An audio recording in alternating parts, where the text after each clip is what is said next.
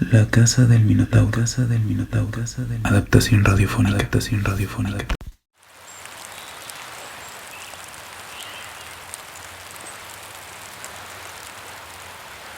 Locación. Nos encontramos en el laberinto de Creta, casa de Minos. Sé que se me acusa de soberbia, locura y tal vez misantropía. Tales acusaciones son irrisorias.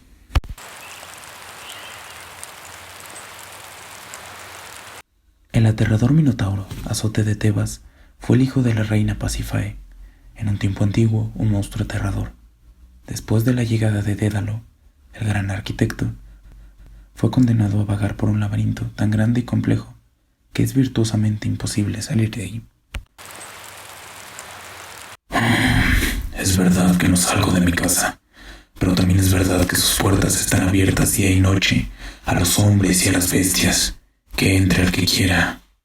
La creencia de que Minos no conocía la salida de aquel laberinto muy rápidamente fue descartada al verlo a punto de caer a la noche, cerca de los portales del palacio. Fueron estas las razones para que cada 9 años enviaran cuadrillas de héroes. Grecia, Tebas, Atenas y alrededores mandaban jóvenes fuertes para que acabaran con Asterión. No entendían que iban a ser sacrificados. Locación. Un día antes del tributo.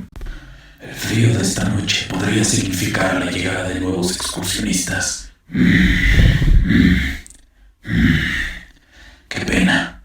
Los liberaré muy pronto de sus sufrimientos. Son pequeños, frágiles y con caras planas y blanquecinas, como la palma de una mano. La última vez que vieron entrar al más joven héroe tebano, pasaron 2 horas antes de escuchar el crujir de un cuello partiéndose, de piel desgarrándose y el sofoco de un grito. Anuncio del fin de la cacería. No se sabía con exactitud si los héroes tebanos realmente buscaban el asesinato de Minos, o conociendo su destino, escondiesen en la entrada para después huir.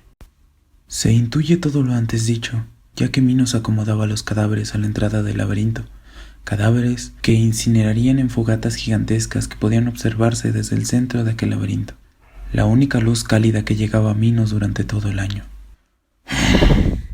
Me pregunto si cuando amanece, la luz se ve como las luces que hacen cuando los libero y los ayudo a encontrar la salida. Es muy triste que los únicos visitantes que tengo me eviten o huyan. La última vez, alguien corría muy extasiado, como feliz de verme. Al rodearlo con mis brazos, me escupió agua roja y dejó de moverse. Quisiera que alguien me liberara a mí también. La vida de Minos era muy solitaria. Fue abandonado cuando apenas era un pequeño, repudiado por ser una maldición de los dioses, por la avaricia y la lujuria. Quizás si hubiese sido menos bestia y un poco más humano, las ninfas llegaron a hablar con él, pero con el tiempo se alejaron, porque Minos devoraba la cabeza de los sátiros que las perseguían y de algunas criaturas del bosque. Locación. Embarcación de Teseo. Día del tributo.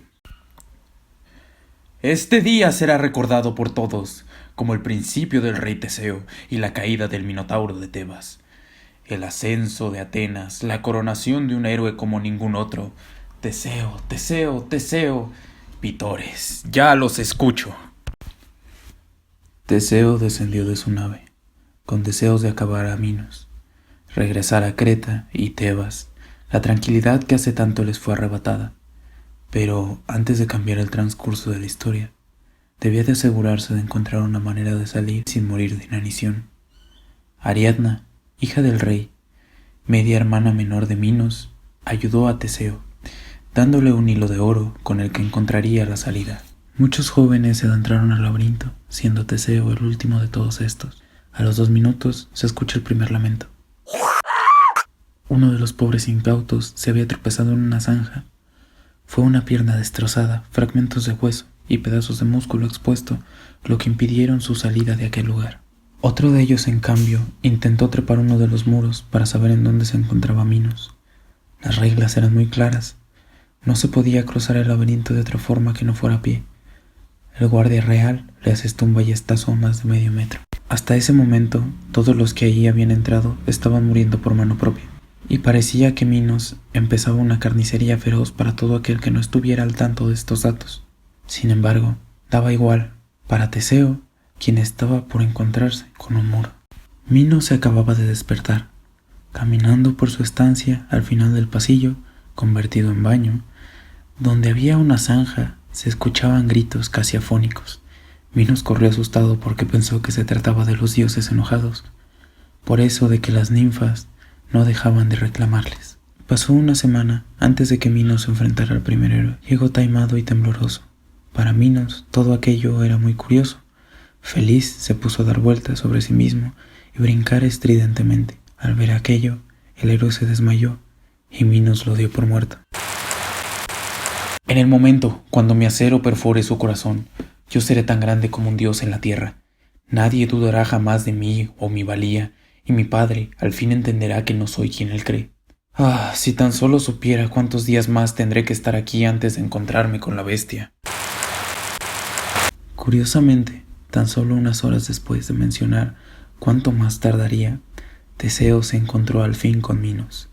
Se estudiaron como un escáner el uno al otro. Teseo miraba sus fauces y Minos miraba los ojos de su padre en aquella cara plana. Se enfureció, le abrazó muy fuerte y escuchó como los huesos de su cuerpo se rompían.